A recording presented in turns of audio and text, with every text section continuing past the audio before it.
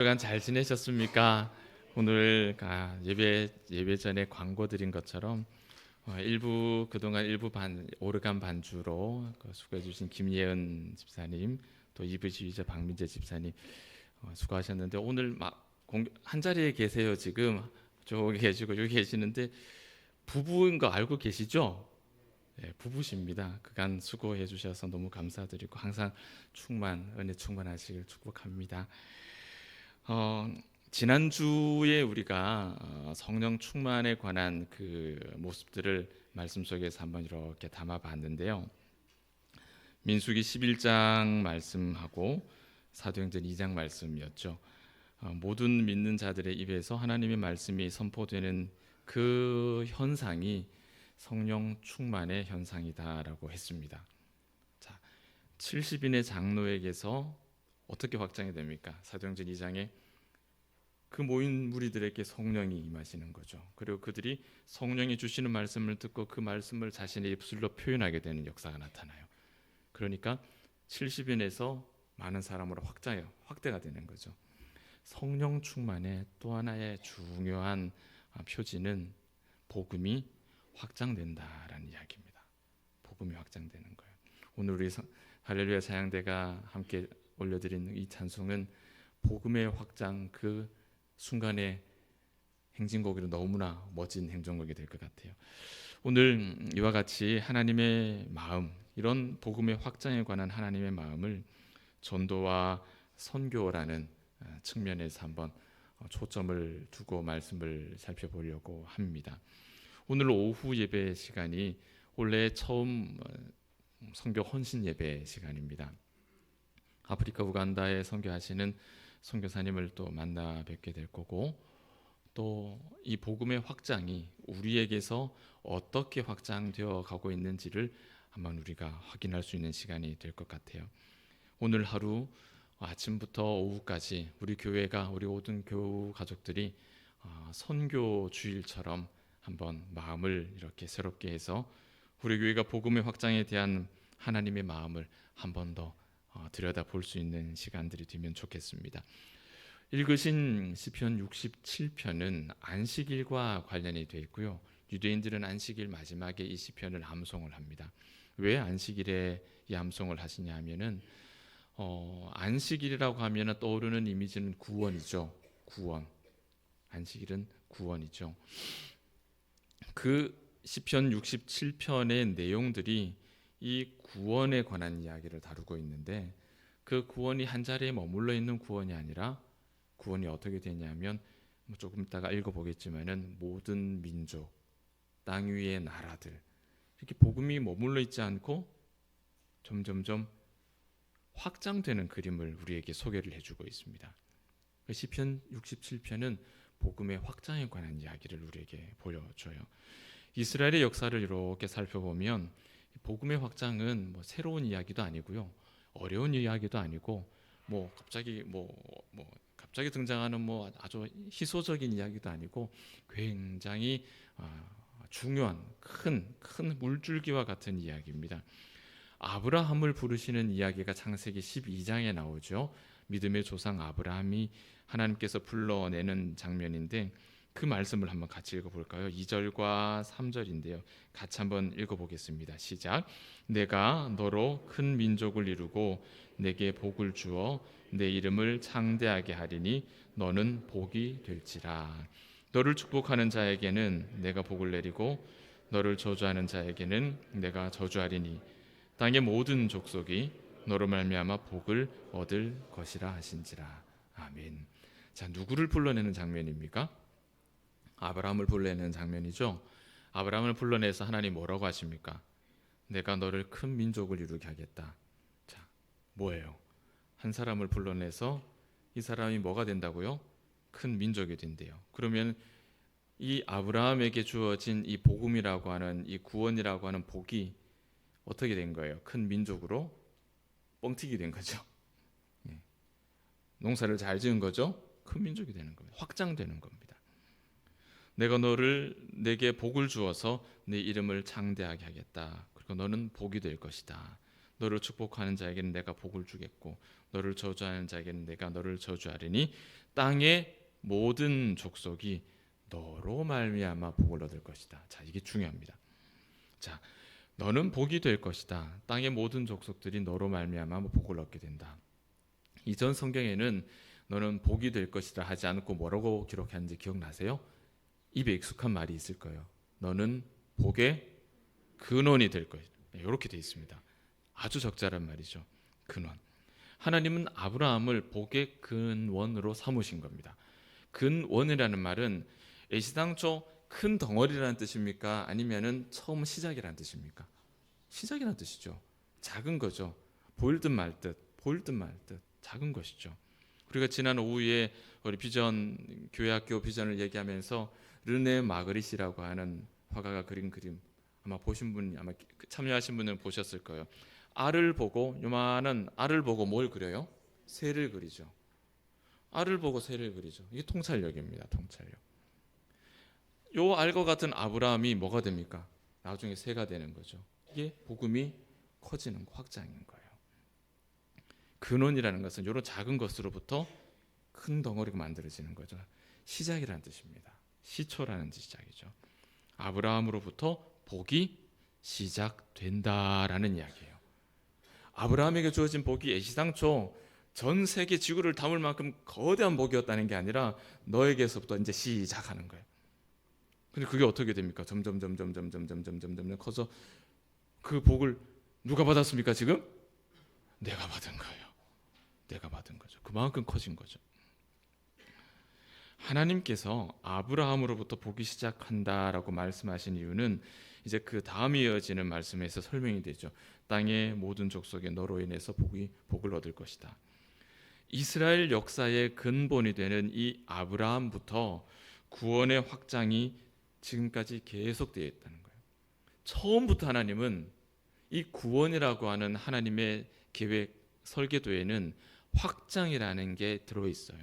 확장. 웃자다 보이 확장된 게 아니고 하나님께서는 구원을 계획하실 때 인류 구원을 계획하실 때 처음부터 아브라함부터 시작해서 확장되는 그런 시나리오를 가지고 계셨다는 겁니다. 바꿔 말하면 모든 믿음의 사람은 이 구원의 확장이라고 하는 이 흐름에 이 과정에 모두 동참하고 있는 사람이라는 뜻이죠. 그래서 마태복음 28장에 예수를 믿는 사람이 어떤 사람이라 그래요? 제자가 되는 제자는 어떤 사람이다? 복음 전하는 사람. 땅 끝까지 복음 전하는 사람이 제자다라고 이야기를 하고 있는 것이죠. 우리가 오늘 예수를 믿는 사람으로 부름을 받았다는 것은 이 복음을 확장하는 일에 우리가 사명을 가지고 있다라는 이야기입니다. 이 이야기를 67편 오늘 우리가 읽은 이 시편이 그대로 다 보여주는 겁니다. 1절 한번 보실까요? 1절 보시면은 하나님은 우리에게 은혜를 베푸사 복을 주시고 그의 얼굴 빛을 우리에게 비추사 이렇게 되어 있죠. 은혜를 베푸시고 복을 주시고 그 얼굴 빛을 우리에게 비추셨다. 자, 여러분 어디서 많이 들어본 느낌 안 드세요? 이거 어디서 들어보신 말씀 같으시죠? 자, 여호와는 내게 복을 주시고 너를 지키시기를 원하며 여호와는 그 얼굴로 내게 비추사 은혜 베푸시기를 원하며. 비슷합니까? 똑같죠. 은혜 베푸시기를 원한다. 얼굴 빛을 우리에게 비추시기 원한다. 복 주시기를 원한다. 저는 이 말씀 이 시편을 읽으면서 민수기 6장 24절과 25절 말씀이 진짜 정말 번뜩 떠올랐습니다. 그 말씀이죠. 오늘 시편은 민수기가 우리에게 소개하고 있는 대제사장의 축복이죠. 그 복, 하나님이 약속하신 그 복, 그 복이 어떤 형태로 확장되어 왔는지를 우리에게 보여주는 거예요. 그 자세한 내용을 이제 이 시편을 읽어가면서 확인해 봅시다. 자, 2절과 3절을 보실 텐데요. 한번 잘 보세요. 주의 도를 땅 위에, 주의 구원을 모든 나라에. 무슨 뜻입니까? 하나님의 도, 하나님의 구원이 아브라함에게 머물러 있지 않고 나에게 머물러 있지 않고 어떻게요? 땅 위에 모든 나라에 어떻게 확장됐다는 거죠. 확장되고 있다는 거예요. 3절은 똑같은 의미입니다. 민족들이 주를 찬송하게 하시며 모든 민족들이 주를 찬송하게 하소서. 모든 민족들이 왜 주를 찬송합니까? 확장되어 자신에게 주어진 그 구원을 인해서 하나님을 찬송하게 되는 것이죠. 결국 정리하면 대제사장을 통해서 받은 그 민수기의 그 복이 이스라엘을 넘어서 지금은 이스라엘이라고 나라를 넘어서 온 세상으로 이렇게 퍼져가고 있다는 거예요. 그래서 하나님을 알지 못하던 사람들에게까지 그 복음이 이렇게 전달되고 확대될 때 그때 모든 민족들이 주를 찬송하는 그 믿음의 역사가 나타난다는 겁니다. 그래서 오늘 우리가 하나님을 찬송하는 거죠. 우리는 130년 전에는 예수를 몰랐던 나라입니다. 73년 전에는 이 자리에 교회가 없었습니다. 그 아브라함으로부터 시작된 복음이 옆으로 확장되면서 이 봉독동 대봉로 43번지까지 와서 여기에 교회가 서고 여기서 셀 수 없이 많은 믿음의 사람들이 모여 오늘 지금 하나님을 찬송하고 있는 거예요. 시편 67편 3절 이 말씀이 어디서 성취되었습니까? 바로 여기서 성취되고 지금 이 순간에 우리가 이 말씀을 성취하고 있는 것이죠. 이 말씀이 오늘 오후 예배 때 한번 간접적으로 어떻게 지금 이 순간 어떻게 이 말씀이 흘러가고 있는지 확장되고 있는지 여러분 아마 눈으로 확인하실 수 있을 거예요. 우리가 너무 좋아하는 이 민수기 6장의 말씀, 하나님은 복 주시기를 원한다는 이 말씀이 오늘 시편 67편과 함께 세트로 이렇게 묵상하면 그 복이 하나님의 주시는 복의 그 영역이 온 세상으로 대제사장을 통해서 주시겠다 하셨던 그 복이 이만큼 넓어져 있구나, 이만큼 확장되어 있구나, 우리가 그걸 발견하게 되죠. 지난주 말씀처럼 성령 강림이 70인의 장로에게서 모든 사람에게로 확장되었던 것처럼, 그리고 그 성령 강림이 지금 오늘 우리에게도 확장되어 있는 것처럼 복음은 계속해서 이렇게 확대되어 가는 겁니다. 그러면 이 확대되어 가는 하나님의 복이 뭐냐? 4절 말씀은 보면 되겠죠. 4절 말씀 보시면 온 백성은 기쁘고 즐겁게 노래할지니 주는 민족들을 공평히 심판하시고 땅 위의 나라들을 다스릴 것입니다. 심판과 다스림이에요.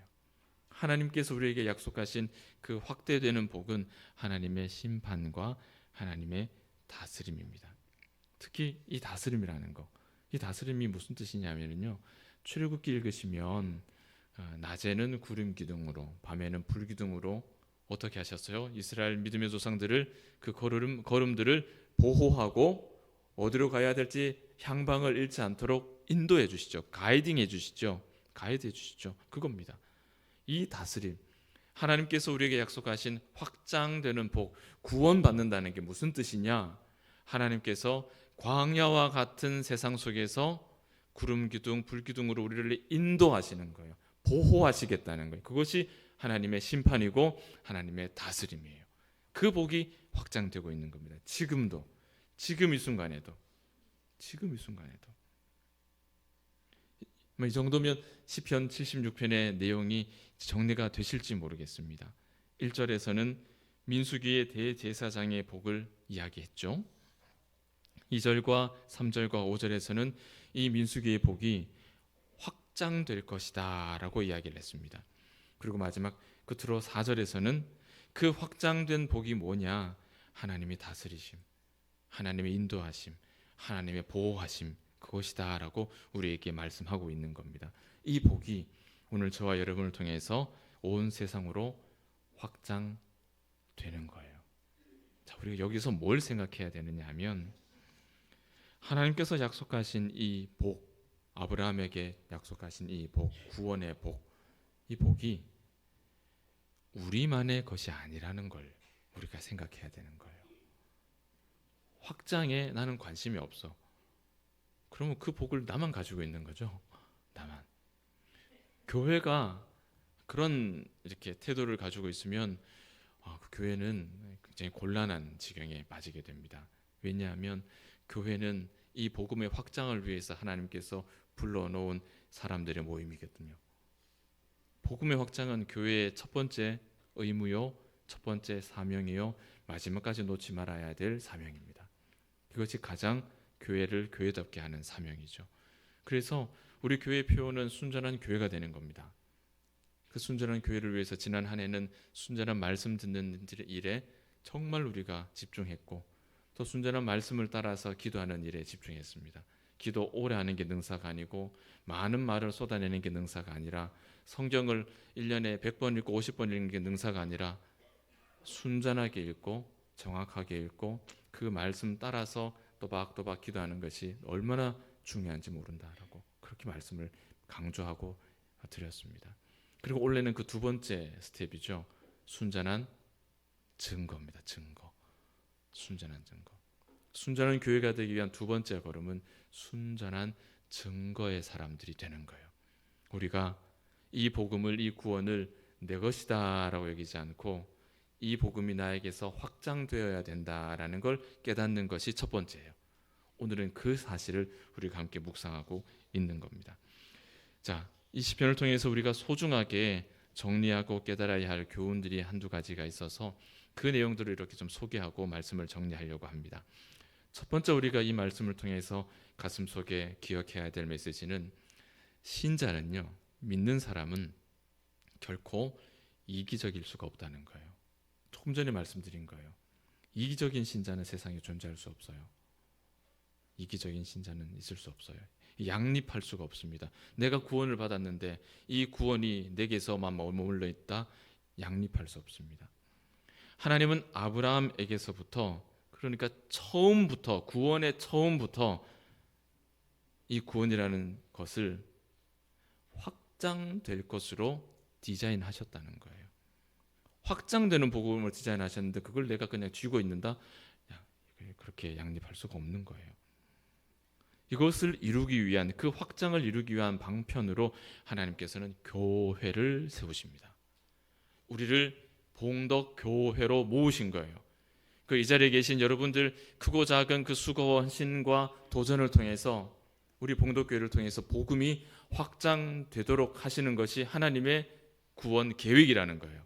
근데 우리가 그 계획을 우리가 생각하지 않고 이기적인 신자가 되어버린다면, 우리 교회만, 우리 안에만 머물러 있는다면은 어찌 그 구원이 합당한 구원으로 기능을 하겠습니까? 몰라서 그렇게 하는 건 오케이, 괜찮아요. 배우면 되니까. 배우면 되니까요. 배우는 것을 이제 알면 이제는 그렇게 우리의 복음이 확장되는 일들에 우리가 동참해야겠죠. 그 일들이 첫 번째는 선교 헌금을 작정해 주시는 것이고, 그 예산을 가지고 사역을, 교회가 사역을 펼쳐가는 것이고, 선교 현장을 부지런히 경험하시는 것이고, 또 여력이 되신다면 선교 현장에 가서 또 사역을 이렇게 경험해 보시는 것이고, 그래서 현장을 함께 할 수 없다면은 보내는 선교사가 되는 것이고, 기도하는 선교사가 되는 것이고, 응원하는 선교사가 되는 것이죠. 모양은 다양할 수 있어요. 방법은 다양할 수 있어요. 그러나 우리의 첫 번째 신자로서의 사명이, 복음이 확장되는 일에 내가 어떤 모양으로라도 함께 해야 된다. 이것이 흔들리면 우리의 구원은 굉장히 부끄럽다라는 이야기가 됩니다. 하나님께서 우리에게 주신 이 복은 우리에게만 주어진 독점적인 복이 아닙니다. 이 구원은 나에게만 주어진 독점적인 것이 아니에요. 온 세상을 향해서 뻗어나가도록 그런 소망, 그런 기대를 가지고 하나님께서는 이 복을 우리에게 주셨습니다.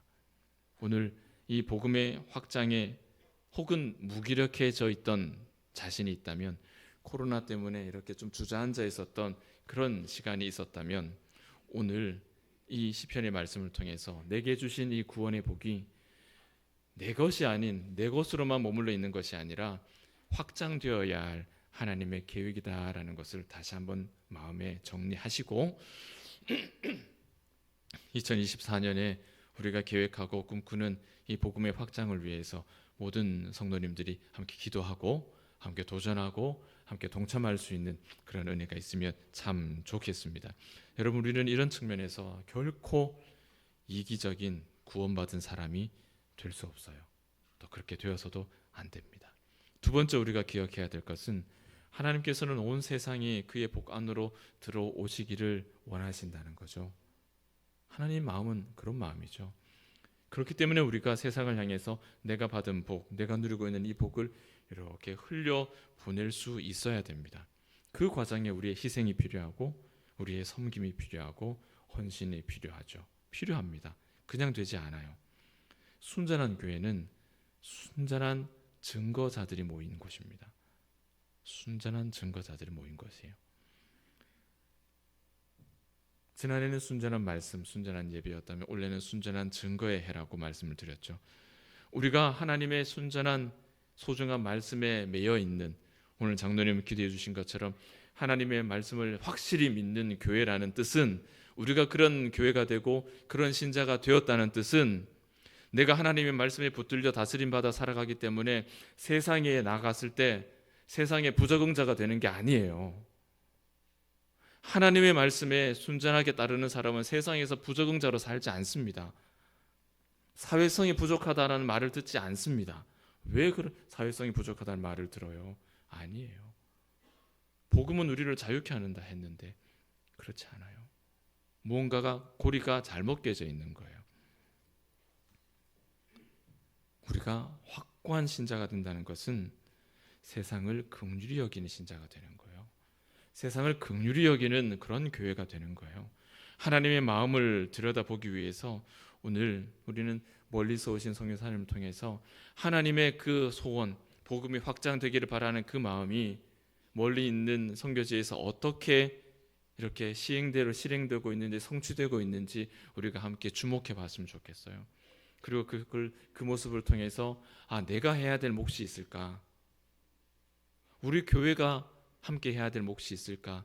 고민하고 기도하고 발견하고 찾을 수 있으면 좋겠어요. 우리에게 주어진 얼마나 소중한 기회입니까? 사랑하는 여러분, 하나님께서는 바벨탑을 쌓기에 급급했던 이 세상에 아브라함이라고 하는 한 사람을 부르시고는 하나님의 나라를 세우셨습니다. 전혀 다른 방법으로 하나님은 하나님 나라를 세우시고, 전혀 다른 방법으로 그 이름을 창답케 하시고, 전혀 다른 방법으로 그에게 복을 주시는 거예요. 바벨탑을 쌓던 사람들의 계획은 무엇이었습니까? 내가 노력해서 높이 쌓아서 하나님께 닿아야겠다. 이렇게 하면 이렇게 큰 성취가 있겠다. 근데 그걸 이렇게 지켜보시던 하나님께서 아니야 그렇게 하면 안 돼. 너희들 방법으로는 안 돼. 그리고는 하나님 쓰신 방법이 뭐예요? 택도 없는 우상 깎아파 만들던 아브라함이라는 사람 하나 데리고 와서 세워놓고는 너희들이 계획한 방법대로는 안 돼. 내가 하는 걸 잘 봐. 내가 이 택도 없는 사람 하나를 어떻게 하는지 잘 봐. 너희가 그렇게 원했던 그 성공, 그렇게는 안 돼. 내가 해줄 거야. 큰 복을 주시는 거예요. 너희가 그렇게 이름을 내고 싶었지만 그렇게 해서는 이름이 낼 수가 없어. 나를 봐. 내가 이 사람의 이름을 창대케 할 거야. 하나님이 하시는 거죠. 다 하나님이 하신다니까요. 사람이 계획한 것들은 보기 좋게 하나님은 11장과 창세기 12장을 비교하시면서 너희들 계획으로는 안 된다고 말씀하시고 12장에서 내가 하는 걸 보라고 말씀하시잖아요. 그렇게 하나님의 나라를 만들어 가신다고요. 그 일에 우리를 사용하신다고요. 우리 교회를, 우리 한 사람 한 사람을 복음의 확장을 위해서. 이 하나님의 나라는 오늘 시편 67편 4절의 말씀처럼 하나님의 심판, 하나님의 인도, 하나님의 다스림이 있는 나라입니다. 그곳이 바로 교회예요. 순전한 말씀의 공동체, 증거의 공동체, 서로 교제하는 사귐의 공동체. 이곳이 바로 하나님의 나라예요. 하나님의 뜻이 땅에서도 이루어지는 것이 바로 그겁니다. 우리가 순전한 교회를 만드는 것, 그거예요. 만약 우리가 구원받은 자라고 스스로 확신을 가지고 사는데도 이와 같은 하나님의 뜻, 복음의 확장에 대해서 우리가 소극적이라면 그것은요, 우리의 모임이 하나님의 나라 교회가 아닌 그냥 모임일 뿐이에요. 그냥 모임일 뿐이에요. 저는 그냥 만담가일 뿐인 겁니다. 아무런 영적인 메시지를 전달하지 못하는 그냥 만담가일 뿐이죠. 거기에는 복이 있을 수가 없어요. 우리는 중단된 직접적인 해외 선교에 대한 비전을 가지고 있습니다. 그것은 하나님의 나라를 세우는 일이죠. 하나님의 성전을 세우는 일이고, 망고나무 밑에서 비를 맞아가면서 예배하는 자들에게 성경을 공급하는 일이고, 그들의 비를 피할 수 있는 천막을 공급하는 일이고, 그것이 교회가 될 것이고, 거기에서 또 다른 민족의 지도자가 나올 것이고, 그렇게 하나님 나라가 확장되어 가는 거예요. 우리가 해야 될 몫이죠. 왜 우리가 그것을 해야 되느냐? 오늘 시편이 말씀해 주시는 대로 이 복이 머물러 있는 복이 아니기 때문인 겁니다. 내가 붙잡고 있어서 될 문제가 아니기 때문이에요. 이 복이 어떻게 해야 되는 거예요? 확장되어야 되는 복이에요. 흘러 넘쳐 나가야 되는 복이에요. 그렇기 때문에 신자는 절대로 이기적인 구원받은 자가 될 수 없는 겁니다. 무엇보다도 하나님의 마음이 그걸 기뻐하지 않으세요. 봉독교회는 순전한 교회가 되기를 원합니다. 순전한 복음 증거가 우리 교회 안에서, 우리 교회 성도님들을 통해서 다시 시작되기를 기대합니다. 복음의 불길이 번져가는 이 시대의 흐름을 읽어낼 수 있는 지혜가 있었으면 좋겠어요. 그곳에 하나님께서 허락하신, 우리에게 주신 시간과 물질과 에너지를 드릴 수 있는 그런 용기가 있었으면 좋겠고, 그렇게 할 수 있는 사명이 우리 속에 다시 한번 불타올랐으면 좋겠어요. 하나님의 마음은 합시다 구호로 이루어지는 게 아니라 그 하나님의 마음이 우리 마음속에 스며들어야 돼요. 물들어야지 우리가 할 수 있는 것이지, 지금 옆에서 아무리 죽겠다고 해도 그게 그때밖에 안 되는 겁니다. 그때밖에 안 돼요. 선교 한국이라고 제가 대학생 때 그렇게 2년인가 4년마다 이렇게 수천 명이 모여서 막 그렇게 하는 선교 대회가 있었습니다. 전부 다 뭐 선교사로 막 헌신하고 수백 명이 일어나서 엉엉 울면서 기도하다가 저도 가겠습니다 주여 하면 일어나거든요. 옆에서 막 다 일어나요. 저는 앉아 있는데 나는 그 정도 아닌데, 옆에서 다 일어나니까 안 일어나고 앉아 있으면 이거 이상한 사람인 것 같고, 그런 생각 왜 안 들겠어요? 혹시 다녀오신 분 계실 것 같은데, 원치 않게 떠밀려서 이제 일어나서 나도 소원하겠습니다 하신 분 있거든요. 저도 그랬어요. 원치 않게 떠밀려서. 그런데 나름 약속 지켰지 않습니까? 저는 목사 됐으니 약속 지킨 거 아닙니까? 이자까지 붙여서 제가 약속 지킨 거라고 저는 생각을 하는데, 마음에 스며들지 않으면 그냥 구호로 으쌰으쌰로 그냥 분위기로 몰아가서 되는 일이 아니에요.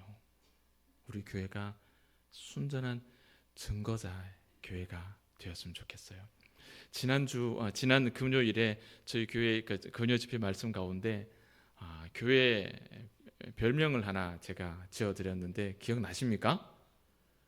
혹시 참여하신 분들은 기억나실 텐데 별로 어렵지 않습니다. 무슨 교회라고요?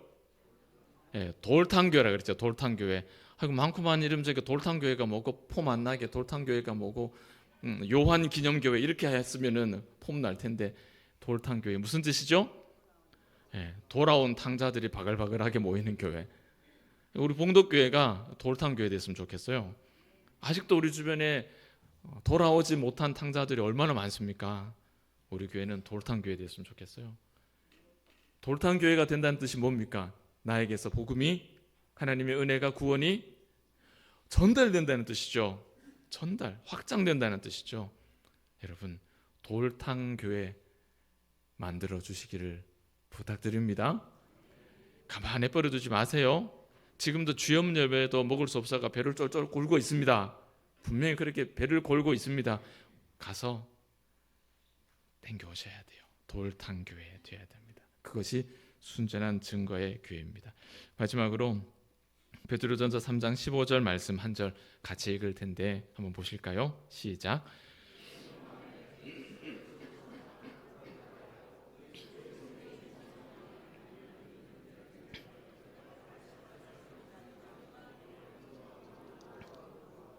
아멘. 이 말씀을 읽으면 우리에게 우선적으로 뭘 요구하시느냐 보면, 너희 마음에 그리스도를 주로 삼아 거룩하게 하고, 너희 마음이 뭐 어떻게 해야 된다고요? 먼저 우리가 거룩해야 된다.